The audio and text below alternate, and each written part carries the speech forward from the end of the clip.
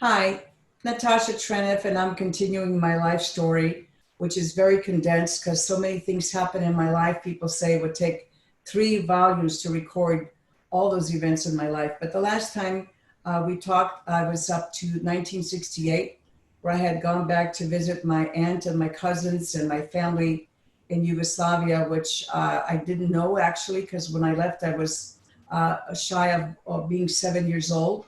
And so it was a really great time for me to go back to Yugoslavia and see my family and my friends, my family friends.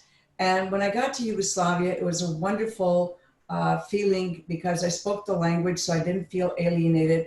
So we stayed in Belgrade with my aunt and my cousins. And at that time, if you remember, I met Jordan at UCLA, and he had come back to Belgrade, and he remembered that he was supposed to deliver a letter to my cousin, which he had not done. And he decided that at least he should show up and excuse himself to the family for not delivering the letter.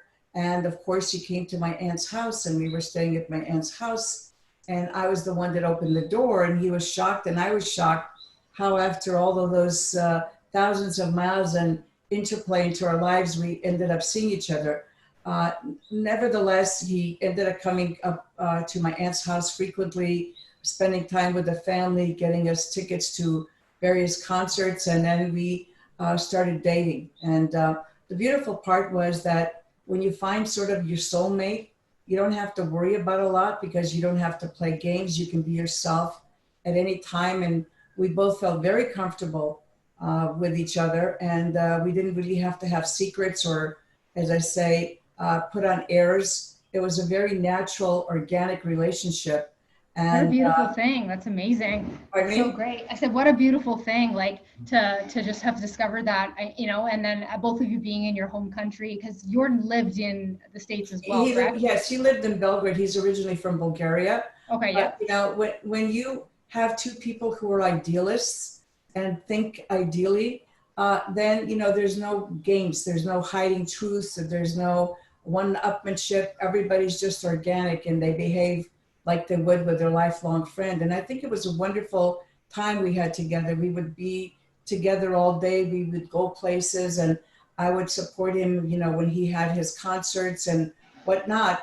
But unfortunately, in 1968, probably most of you are too young to remember, was the time that the Soviet Union invaded Czechoslovakia.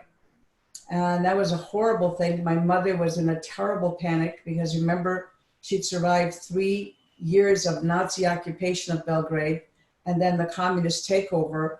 And we knew that there was tanks lining up on the Yugoslav border. There was actually tanks rolling through the streets of Belgrade while we were there. And my mother, God bless her, she had a complete meltdown. And she And your said, mother, was she back in the States as well, or was she no, in no, Belgrade with you? she was back home visiting her sister and her relatives because I didn't know any of the relatives because I left when I was barely seven Right. years old. So she wanted to introduce me to my heritage, to our various friends and our various family members, not just my aunt and my first cousins from my aunt. So she was literally in a state of meltdown and panic again. And she said, "We have to get the first plane home. Please get." And in that era, there was something called charter flights, and it wasn't that easy to, facilitate. But nevertheless, within a week or so, I was able to get on a charter flight. Now we're leaving.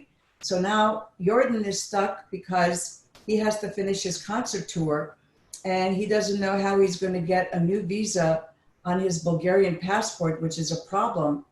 Now the Bulgarians really didn't want him to leave. He was, making them a lot of money because he was sending home money to pay into what they called forced savings. So he was in a very flux situation. And so we promised to write to each other. We promised to figure out a way that we can get together. So we And so left. at this time, how long had you and Jordan been hanging out for? Was it like over a couple of months or? Yeah, it was a couple of months that we were hanging out together and literally just doing everything together every day. Mhm. And it was hard, like all of a sudden I found myself at the airport and he found me at the airport, and we figured out all of the obstacles now that we have to overcome if he was to come to America. Not that Right. easy. Mhm. And so he was left there. He felt very destitute. And I was on a plane. My mother was overjoyed because we were afraid that, the Soviet tanks would start rolling into Belgrade and we have be in the middle of another war. So she was happy to get out. Anyway, I came back. I was at UCLA, and Jordan already had some proposals for scholarships because he was such a fine musician. And one of those scholarships included full education at USC. He already had a degree from the Music Academy in Sofia, Bulgaria, for music, and he wanted to get another one in the US. And USC very generously gave him a full scholarship if he would come over here. Wow. So that actually really worked out for both of you, I imagine. It was very good. And what happened is that he had a lot of problems getting a visa because the American embassy would not issue him an American visa unless he had more than 6 months on his Bulgarian passport. So there was a lot of drama. And that's for another, half an hour story about how he managed to get his passport updated and went to the American embassy. And he already knew the staff at the American embassy because he's traveled globally and came to America already before. So he got his visa and he came here. And first thing he did was going to an intense school where they were teaching him English 8 hours a day. Wow. His English was very poor. And in order to go to USC, that was during the summer. And in order to go to USC and start in the fall, he would have to be proficient enough in English to take his classes. Wow. So here he was, poor guy. He took the bus because, remember, we're an immigrant family. And I had a car and I had to travel to UCLA every day. I was still at UCLA.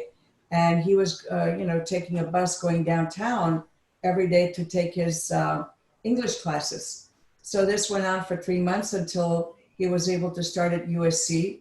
And it was a struggle, like a lot of people forget that immigrants' families don't have a lot of cash and possibilities. So we all had to, figure out ways that he could study at USC until our marriage date, which was September 5th, 1970. So so if you're counting, you're right. This year we'll be celebrating 50 years of marriage. That's incredible. Congratulations. Thank you. What a thing. There's not too many people that can say that. My grandparents actually surpassed their 50th as well before, and a couple of years later, my grandmother passed away. But how great is that, right? To have spent a lifetime with someone. Yeah, and it's wonderful because they become your best friend. They're everything. I know that if I let him do something, I can count 1,000% that he's going to do it. And he's often brought me papers for me to sign, and I don't even have to read it because I know I can trust him completely. And that's a wonderful feeling. And I think more young people should investigate that. That's, you feel comfortable. You have somebody there that's always for you, that will never do anything that's behind your back or in any way deceive you. And, that was a blessing because we certainly had a lot of tests from the outside, Right. So at this time, around the time you and Jordan got together, what was going on from the good old yogurt factory perspective? Oh, well, my father was struggling because he had a exclusive distributor who he had to take to court and get rid of because they were, sorry for the term, cooking the books and not paying him the adequate amount that was according to contract. So I ended up, translating a lot of the goings on with the court, and it was quite stressful. And so, when Jordan and I got married in September, right after that, I started working for my father. Now you can imagine, here I have 2 or 3 products. It's a very small yogurt factory. It used to be a ice cream factory. I have 3 products: a gallon of liquid yogurt that he was selling, a jar of solid yogurt was called Continental Royal Yogurt, 16 ounces, and a bottle of liquid acidophilus that he was selling in a 16-ounce bottle. Now, you're probably too young, but at that time, the majority of the health food stores had no refrigeration and no food. They were basically pill stores. And so now my job became very difficult. I had to think about what to do with the yogurt line because I didn't want to put trashy fruits in there that the commercial brands had, and they were so bad that absolutely nobody wanted to eat them. So I had to figure out and work with a food technologist to develop honey sweetened fruit at the bottom for the yogurt, while at the same time talking people into perishable distribution, while at the same time talking to health food stores, telling them that they have to start selling food, otherwise there will be no future for the health food industry. That they have to have some fresh food on site. So we had what we call a marriage made in heaven. There was a group called Hanson Juices that was run by two brothers, and they were quite a bit older. I was in my early 20s, and they were probably in their mid to late 40s, and they were having problem pressing fresh juice every morning and delivering it to the health food stores because there was not enough profit. They would buy like 2 or 3 bottles, and of course, there's not enough profit for them to make. So they decided that they had to add another great health product, which would be a yogurt. And so now all of a sudden, they could make a lot more profit delivering the juices and the yogurt to the stores, which I was busy convincing to get larger refrigerated spaces. And so the bottom line is that I was a pioneer in perishable shipping. I actually worked with the vice president of United Airlines, was the first person to ever ship anything besides orchids and lobsters across country. Wow. And So what did that look like at the time? Like, was it actually an ice truck? no, it wasn't. It was a plane, and they would have these, Oh, huge containers that were trapezoidal in composition. And I actually talked the president of United Airlines, the vice president of United Airlines, to give me the container to bring it on a truck to the plant, because at that time we didn't even have calculators. So trying to figure out the square, inches inside of the container to see how many cases of yogurt I could put in was an impossible task. right. So I just talked to him and I said, send me the container and my guys will figure out how to load the boxes to get the maximum amount in there.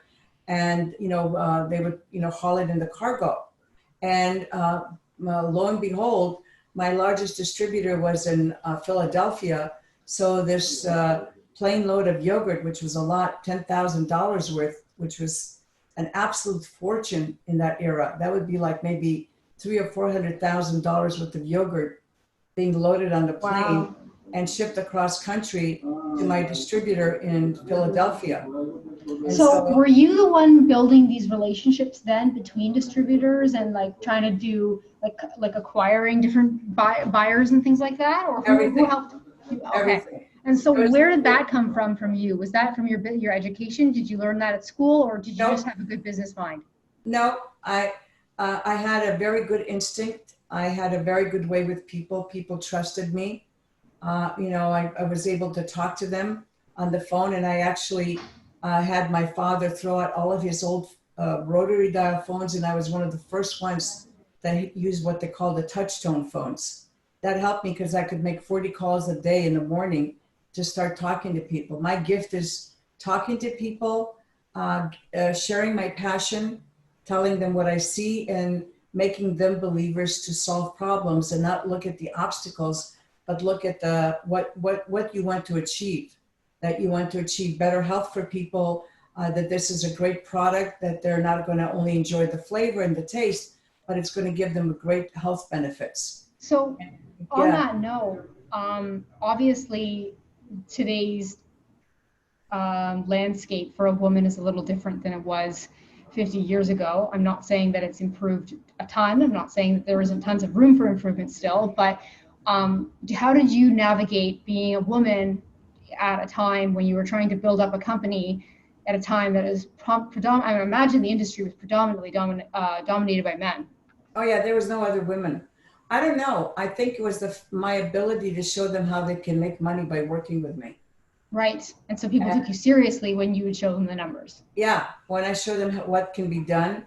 The only funny experience I had was with the local branch president of Bank of America, who my father had some loans with, and who told my father that I was going to bankrupt him because I was spending extravagantly on a new phone system and buying IBM typewriters. And I said, how are you going to communicate with your customer if it looks like a rinky-dink operation? You Right. want it to look like a corporate structure that people can trust, that actually has validity. And, I'm not saying you should ignore it, but I think that, money is the driver. When people saw how much money they could make by selling the yogurt, I don't think they cared what I was. Mhm. I think as long as I would, show them a way to make power. There was a few, moments where I had to put my foot down and show people I wasn't scared. I have a reputation for being tough if I get pushed. There was a very a colorful character who was selling vegetables and fruits, organic vegetables and fruits at a time when nobody knew even what organic was. And so his name was Max Kozak. So he wanted to ship the product by refrigerated truck, which would save him money and would save us money because we wouldn't load it on a plane. So then he would rent this huge, 16 wheeler, show up at our plant, and he wanted to load up the yogurt first because he wanted the vegetables and the fruits towards the tail of the truck. Well, the problem was that, I wouldn't load unless I got paid from the distributor in Philadelphia. And Max would have a conniption fit because, of course, he was paying by the hour for the truck. And I said, Max, don't get mad at me. It's Guy in Philadelphia that's not paying me. And until I get paid, I don't load. Right.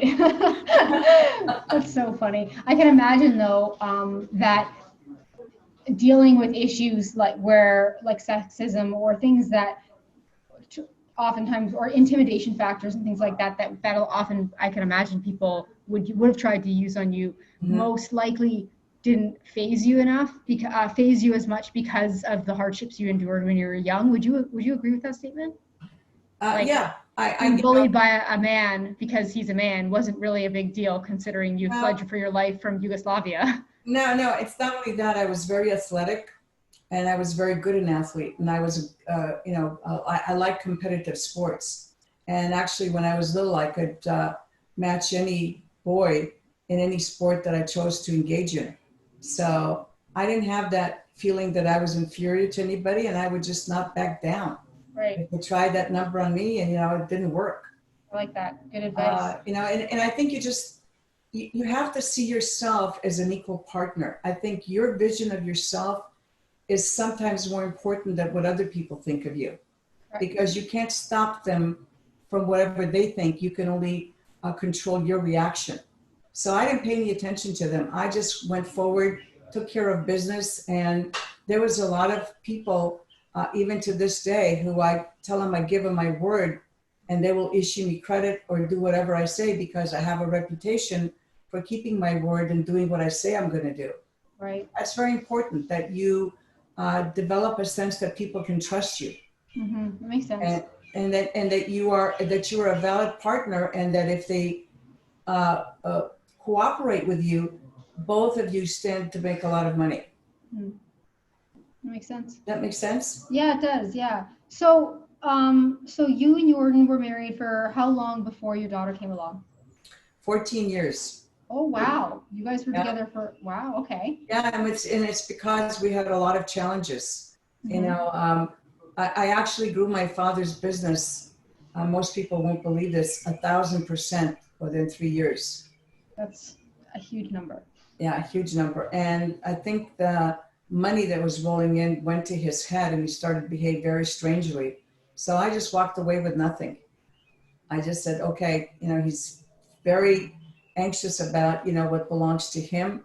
And actually, a lot of it belonged to me. But I just said, to keep family peace, I just walked away. That's unfortunate. So how did that eventually transfer over to you being the president of Natron? Well, it led me to several years of exploring of what I wanted to do, because obviously there was a lot of people offering me a lot of opportunities and positions, In and the industry or in general? in general, Mm-hmm. as I say, I have the gift of communication, and people found my gifts extraordinary because I didn't pay attention to what anybody thought of me. I just went about my business. Right. And so it took me about it took us a lot of years for us to find our bearing. And it was a lot of struggle. There was a lot of opportunities, but this understanding that I developed when I worked for my father for these bacteria, and even in the what I call the low-end probiotics, like the yogurt and the liquid acidophilus, people would come to the office and just hug me and just say, thank you.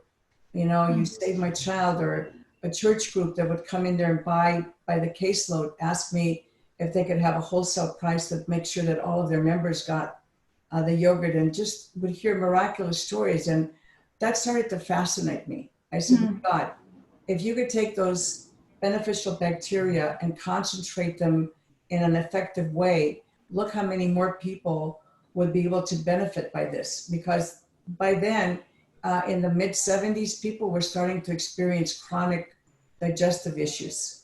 I mean, I knew more people that had digestive issues than not, which was concerning to me.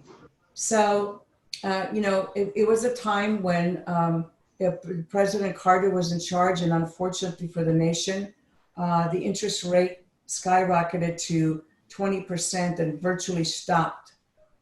Business came to a halt. I mean, there's basically nothing that was moving in real estate, or companies were cutting back.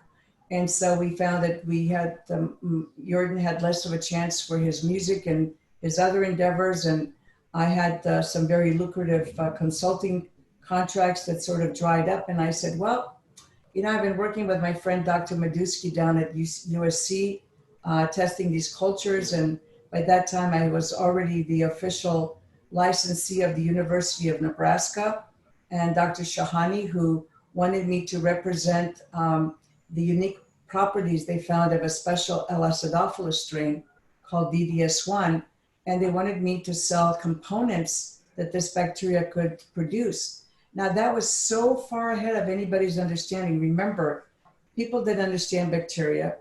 They only thought of bacteria as being, deadly and needing antibiotics. And here I was given 2 contracts, not one, given 2 contracts by the University of Nebraska to represent their findings. Kudos to the University of Nebraska, for being kudos to the University of Nebraska for being so forward thinking. Yeah, well, they did. It's because the researcher was a gentleman of Indian descent, and he was doing this research in acidophilus, and he told them that I was the best person for them to choose to represent their intellectual properties. So at that time, were you really building a name for yourself in the academic circle? Yes, actually I was working with the main researcher at North Carolina, a gentleman by the name of Marvin Speck, who was somewhat of a competitor to Dr. Shahani, who was at the University of Nebraska. And Dr. Speck had just landed a very nice deal with a company called Newton Dairy, where they were going to make this product, sweet acidophilus milk, way before your time. So they were going to take this beneficial bacteria and float it in cold milk and make it like a supplement that was included in the milk. So he became very interested in what I was doing, because I guess those are tight-knit circles, and 2 universities working on similar concepts, they're bound to find out. So I wasn't working that closely with Dr. Speck because he had this contract already for Knudsen. And by the way, I was invited to their grand introduction, or their press conference in Los Angeles at the launch of the sweet acidophilus milk. And I was interviewed by some local radio stations as to what I thought of the concept, and why I think that this would be a good supplement to add to milk, especially for children. So, with the contract with the University of Nebraska, I was able to make some connections at Mount Sinai Hospital and do some animal studies. The one thing I learned, to my regret, that yes, at universities, they can make lab samples and test products in the lab, but they cannot make any commercial products whatsoever, because that's called scale up.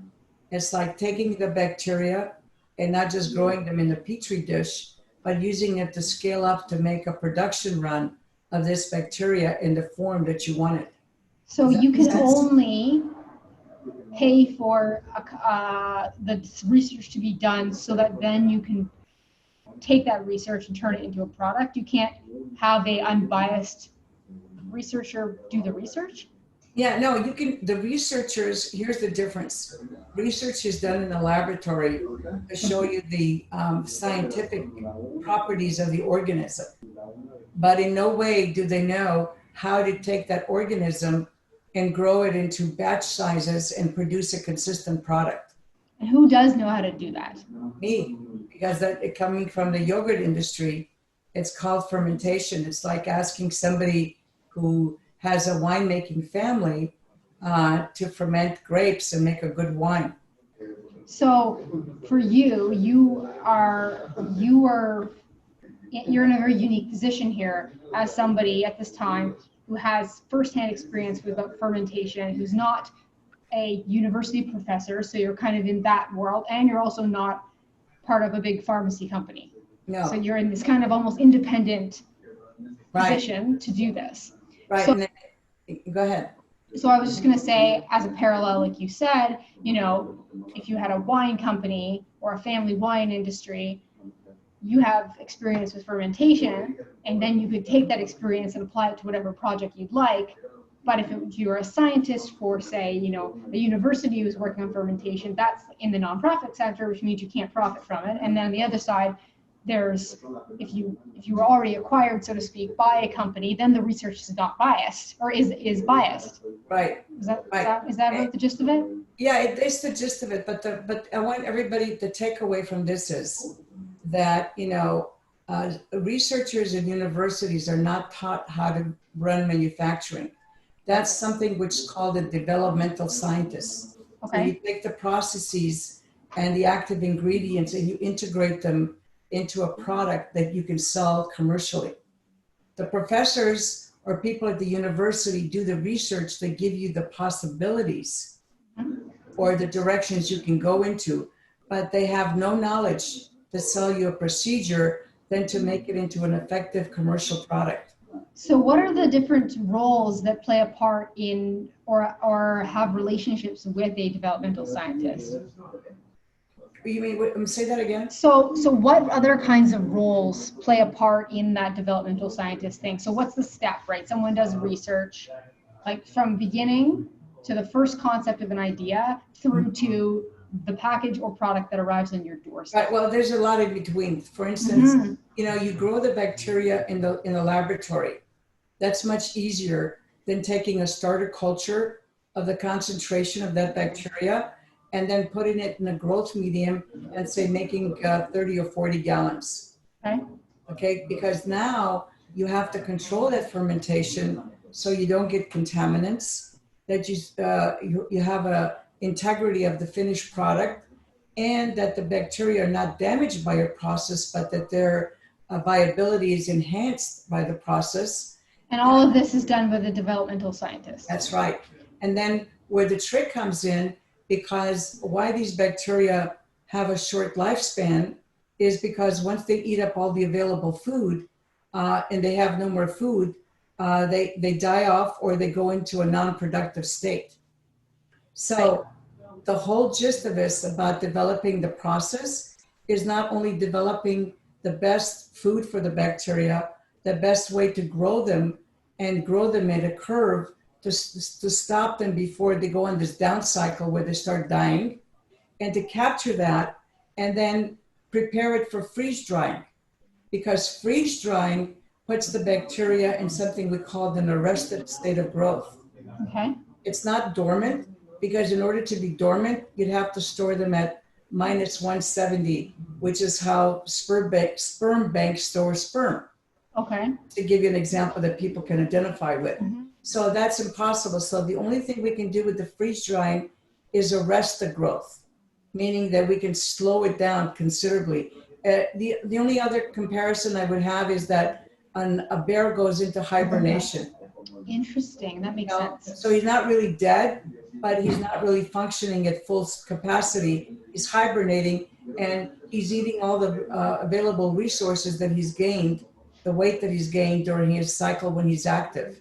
So interestingly enough, I mean, I'm aware because of just my familiarity with you, Nature and Probiotics is, correct me if I'm wrong, the only company that you obviously launched that does this whole process in-house instead of having part one goes to one place, part two goes somewhere else, and Right. part three goes somewhere else. Right. No, and actually we are the only company that the person who actually researched and formulated the products and still makes them according to what I think is the disease. And although everybody comes around and says, oh no, we've got new technology, it's really not new technology, it's new marketing position. And so because fermenting bacteria is rocket science, what everybody else does is go to a contract manufacturer who grows these bacteria, keeps them in various positions, and then just mixes them together to make it appear like they have a unique formula to sell to one person.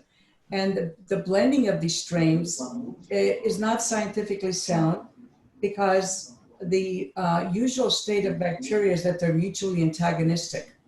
So now you have these bacteria that have been stripped of their growth medium, they're concentrated, they're freeze dried, and they're sitting on the shelf, and you mix them with, let's say, 8 or 10 other strains, and they're touching each other. They're touching each other now in a closed quarter, which we call a capsule. There's no food coming in and no waste coming out. Does that make sense? Mm-hmm. And when this product is thrown into a plastic bottle, that plastic bottle is not impervious to outside moisture or heat. It's much more sensitive than glass. So all of this exterior moisture and heat is coming in, waking up the bacteria, and now they have to fight for dominance. Now they're Right. going to fight inside the capsule for dominance because they're forced to grow with each other because they're touching each other. And as a consequence, by the time you ingest the product, you have no idea what's left in there and at what level. Does that make sense? Yeah, it does. So it sounds like, obviously, and I think we'll get into this a little bit further on our part 3 when we talk about more to do with the products particularly. But I think what is really key is thinking about just the processes involved, because now that I'm understanding that it starts with the concept of an idea, and then you have to start doing the fermentation process and how complex that fermentation process is. And having it all in one place so you can be accountable for the integrity of that product. That's right. That really stands out to me because, as a parallel, let's use a marketing company, for example. If you don't do everything, or you aren't accountable for each department, then it's always somebody else's fault. Right? So when you have one person who's in charge of everything, then it's not this, oh well, this team messed up, or this department didn't do this. You know what I mean? So I think it's interesting because it follows the same structures as even with this this fermentation process. It really goes to show just how important it is to have all of this stuff oversaw by one particular person or one particular team. Yeah. Which happens. It is, because it is rocket science. Yeah. And, bacteria are probably much smarter than we are, and they only operate in their own best interest. Mm-hmm. So if you don't know how to stimulate them to grow properly, not to be fighting for life in a bottle that's exposed to moisture and heat, and the reason this whole concept started with the multi-strain is because the contract manufacturer can't survive just making private label for 1 or 2 people. They have to be able to put the names of different organisms in each bottle and have a little bit different story.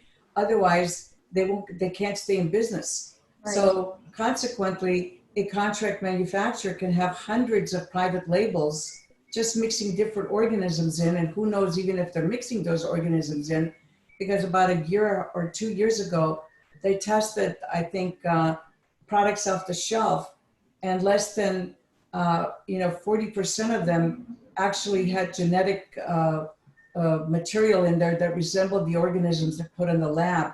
Virtually 60% of them didn't have a genetic reference of what was in the label.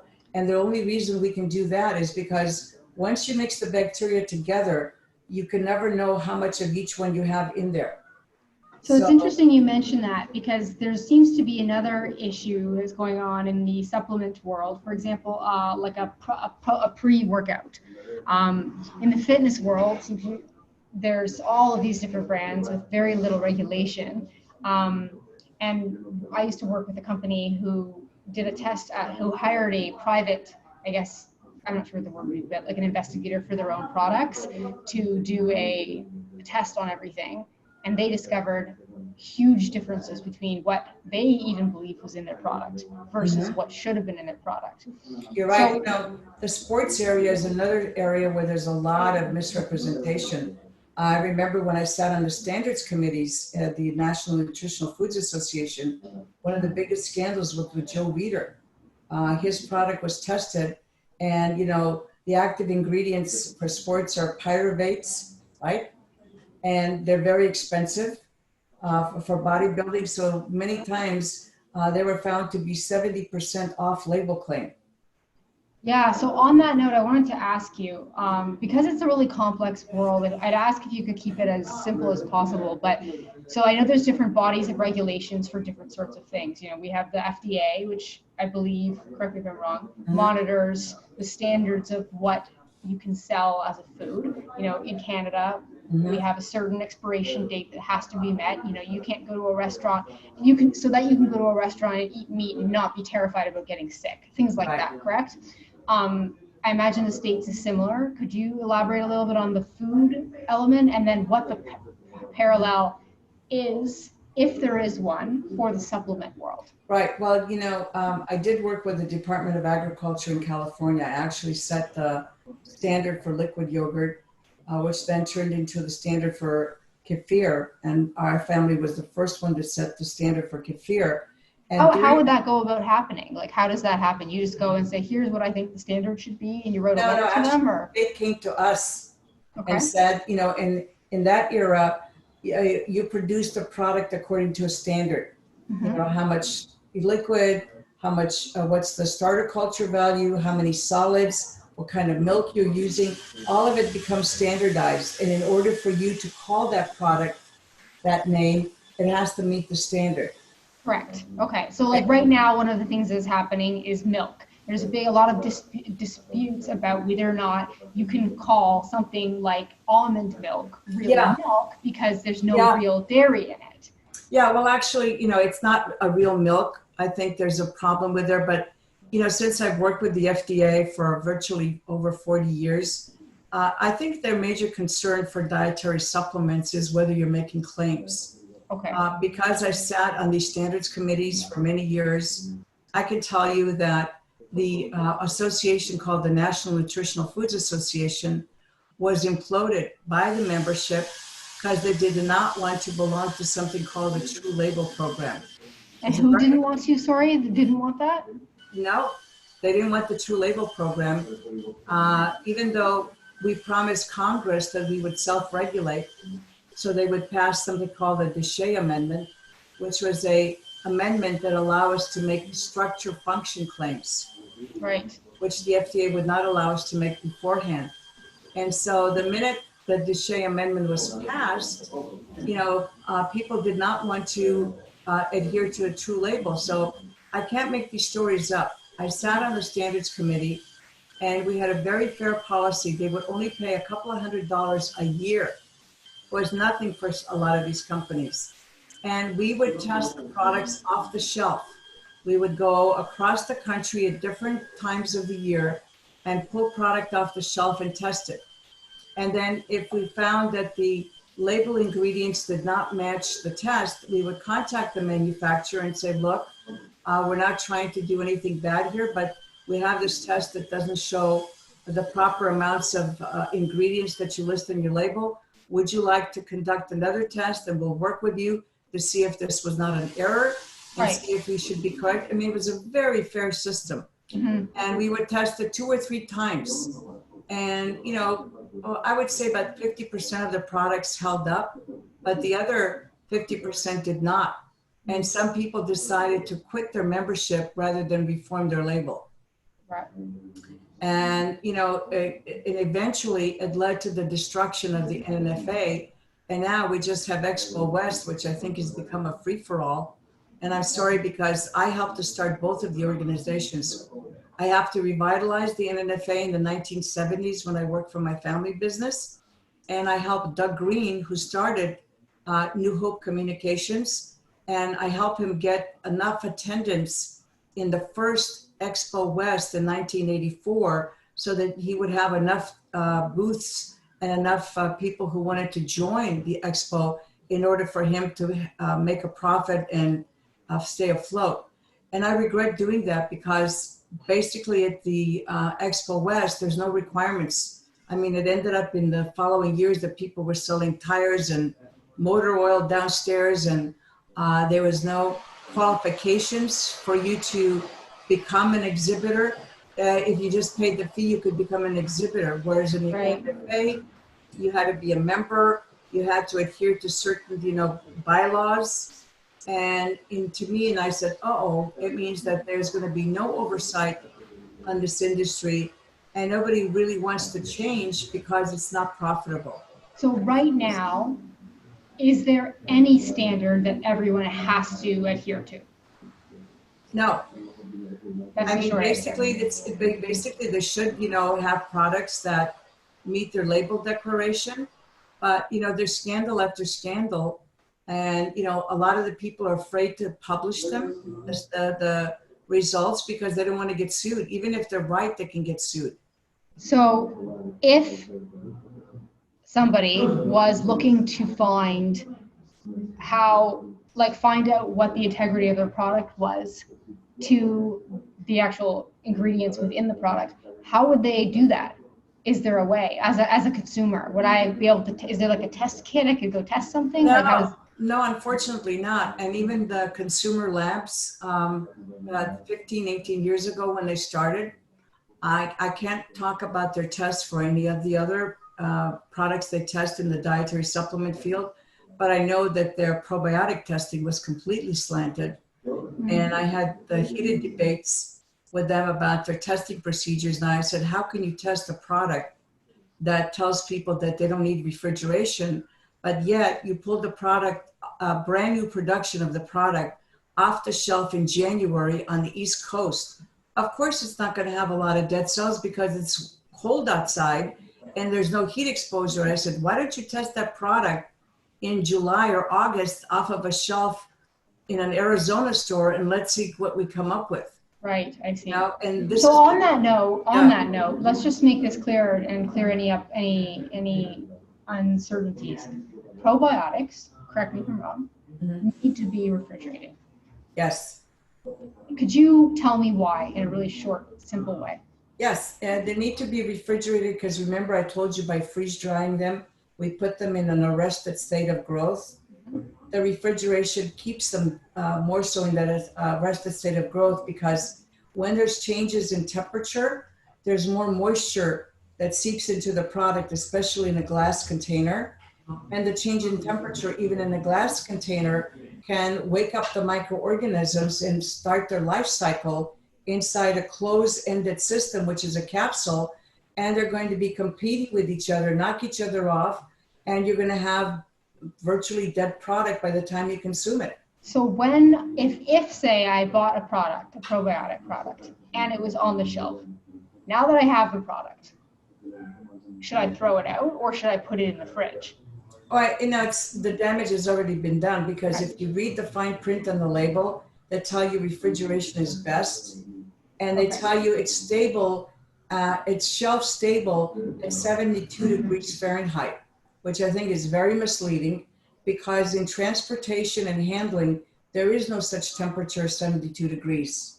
It can be very 40 to 50%. In other words, if you have let's say the product shipped in a UPS truck and the temperature outside is 80 degrees, within 20 minutes, it'll become 120 degrees inside that truck or inside that car. Right. There's no tests that show any survival at that temperature. In other words, it's even the AAA says you can't leave your dog or your child in the car, with the windows rolled up, especially if it's 80 degrees outside, because within 20 minutes, it's going to be 120 degrees inside and the child or the pet can die. Right. Same thing with your Wow. probiotics. Most people are so ignorant. They think because it tells them it doesn't need refrigeration, they leave it in the hot trunk for hours, sometimes for days. They'll bring them home and put it on the windowsill because to the average consumer, shelf stable means indestructible. Yeah, I mean, to be honest, I never really thought about it that much. Like, I just do, like, you read things on the label and you assume that they're fine. And you assume somebody's made a rule. You don't think consciously about all of this stuff, right? So even when it comes to the FDA, like, the fact that when you go on any sort of probiotic site, it says we're not claiming to be a medicine, or what is the exact term that people use? It's a structure function claim. Right. There's no drug claims. Okay. No cure, prevention. That's usually the no words that you can use with a dietary supplement. And the reason for that is because the FDA is not involved, or because of what? No, because you see, in order to make a drug claim, you have to undergo vigorous testing as a drug, even if you're not a drug, in order to make a claim. And let me tell you how bad it's gotten. Before 2010, IBS was not considered a disease. It just means irritable bowel syndrome. Right. And most gastroenterologists identified it as a group of symptoms that's not inflammatory in nature. Before, the benchmark was if it was an inflammatory disease, then it was a drug claim. If it was non-inflammatory, it was a structure function claim. Right. So I was invited to a symposium by the person at the FDA that was heading the dietary supplement section to the New York Academy of Sciences in 2010. And that's where that fatal decision was made that all of a sudden now IBS became a disease state and that you could no longer put any clinical trials referenced in an IBS test to substantiate claims on a dietary supplement product. Because what will happen, let's say you run a clinical trial and the clinical trial is now run on things that the FDA considers, drug claims. If you use that clinical trial, which is valid and substantiated and published to substantiate claims of a dietary supplement, the FDA at its choice can come in and claim your dietary supplement a drug, take it off the market, and force you to go through this whole investigative new drug procedure would cost millions of dollars in order to get it back on the shelf. It sounds like a lot of bureaucratic mess. Yeah, it is a bureaucratic mess. So no wonder there's so many, progression is very slow in this industry. I was just going to say, Natasha, why don't we wrap up for today? But I'm excited to talk to you on our next week when we chat about kind of Natren and really the foundings. I would like to chat about the transition from your father's company to Natren today, and then of course what really got, well, just all the steps that really made Natren into what it is today, and then of course the new release of your CBD products that you good. Yeah, no, I'll tell you the history. That's why I said I could cover 3 volumes of books. Now Right? you started me on the standards and look at That's how much okay. information. I'm excited. Yeah, So well, I hope it helps everybody, really. I do this not to throw anybody under the bus. I do it because I think the public needs to be informed, and we need to make a concerted effort to use these wonderful products to really impart incredible health benefits to the end user. no, that does make sense. Thank you so much. We'll chat next week. Okay, my pleasure.